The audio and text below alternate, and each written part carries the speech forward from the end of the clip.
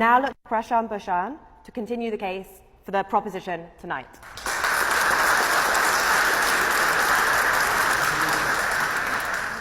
Thank you, Madam President. As I stand here to advance this motion, I don't know where to begin. Where to begin to talk about the havoc that the Modi government has wrought to India. Should I start with the economy, which he has wrecked with his absolutely ridiculous, unthought out policies like demonetization? I could name many others. I was asked facts.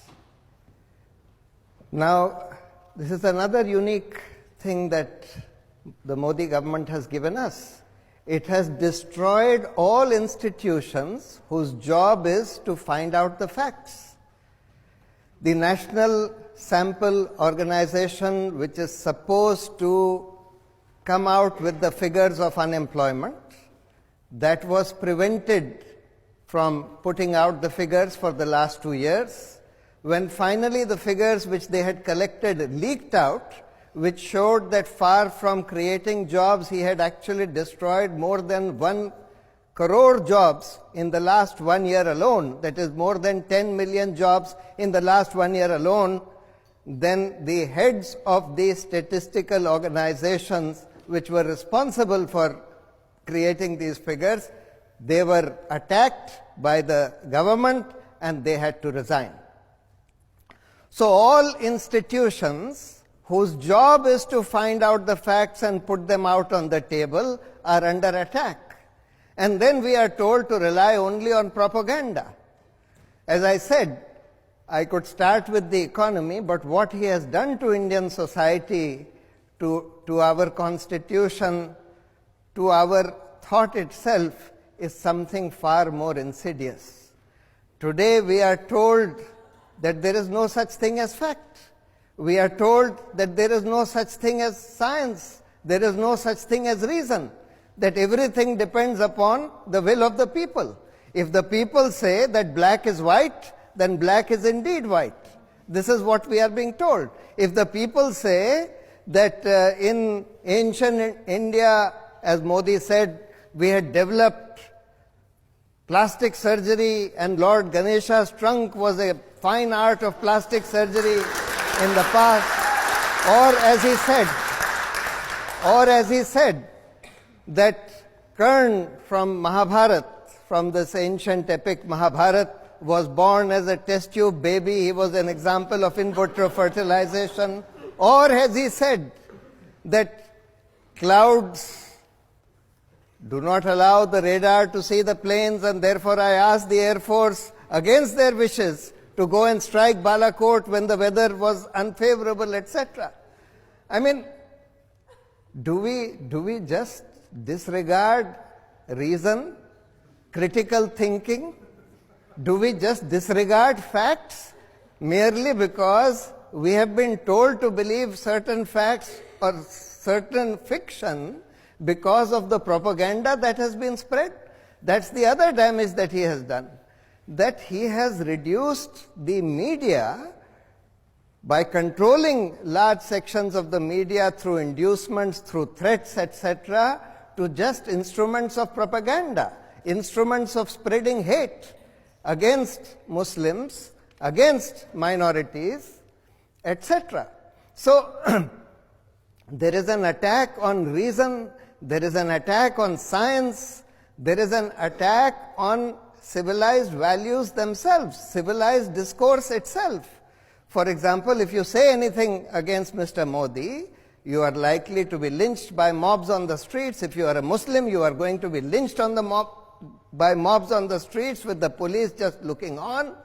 If you say something even on the social media against Mr. Modi, you are going to be lynched on the social media by being given threats of rape, or if you are a woman, threats of rape, otherwise threats of being killed, etc.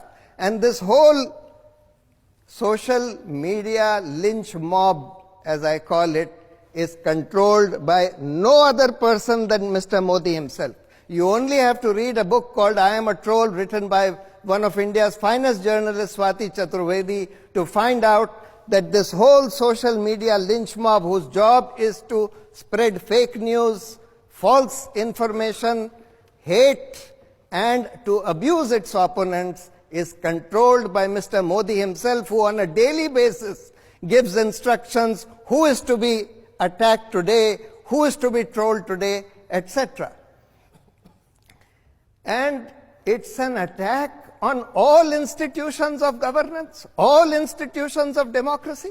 We have never had a situation where 4 senior judges of the Supreme Court addressed a press conference saying that this government has put democracy in danger by controlling the Chief Justice, who is using his power as master of roster in order to decide critical cases, assign critical cases to particular favored benches, etc.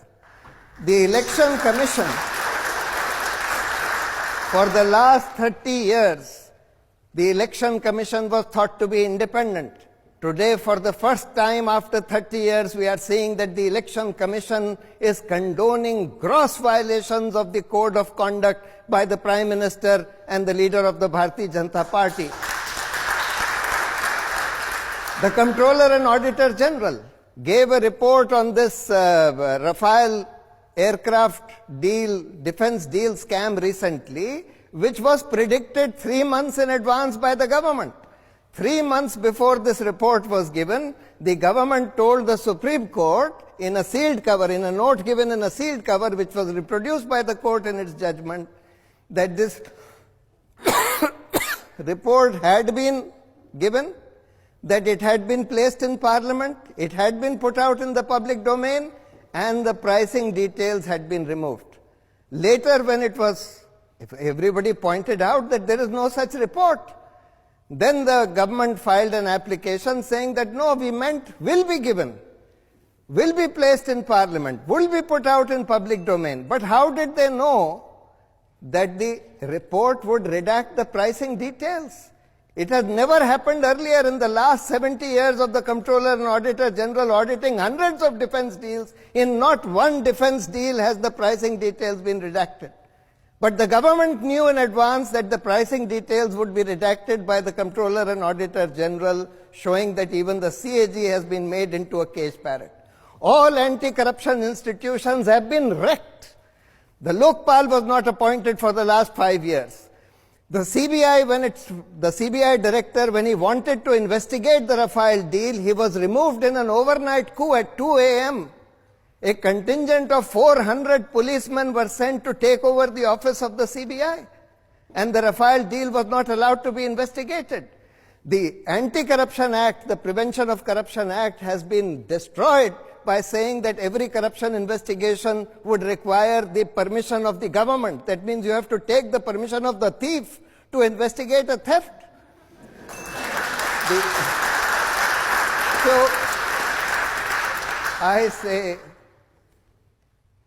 in the name of democracy, in the name of the Constitution, in the name of science and reason, in the name of civilization itself, the Modi government must go.